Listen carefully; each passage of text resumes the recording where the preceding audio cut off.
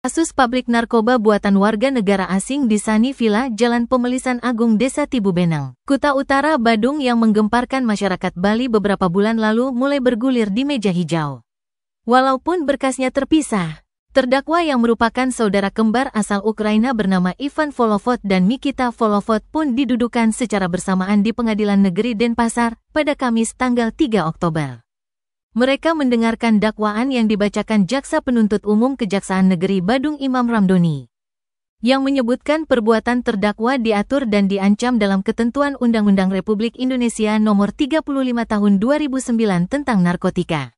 Tertuang dalam dakwaan, perbuatan para terdakwa diawali undangan dari pria Ukraina bernama Roman Nazarenko yang saat ini masih DPO kepada Ivan dan Mikita untuk datang ke Bali pada Agustus tahun 2021.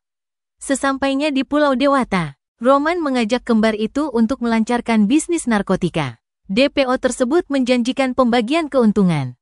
Para terdakwa akan mendapatkan sebesar $10.000 atau sekitar Rp154 juta per 1 kg methadone dan $3.000 atau Rp46 juta per 1 kg ganja. Narkoba hasil produksi mereka dikirim menggunakan ojek online ke suatu tempat atas perintah Roman. Sosok baru pun dilibatkan yaitu Konstantin Kurz asal Rusia yang bertugas menjadi kurir dan memecah dalam kemasan kecil untuk dipasarkan kepada pembeli. Caranya ditempel atas instruksi pemegang akun jaringan narkoba internasional Hydra. Pembayaran dilakukan menggunakan transaksi cryptocurrency exchange Binance. Perbuatan jahat tersebut terendus oleh Bareskrim Mabes Polri. Melalui serangkaian penyelidikan, aparat lantas menggerebek tempat kejadian perkara pada Kamis tanggal 2 Mei tahun 2024 sekira pukul 14 WITA.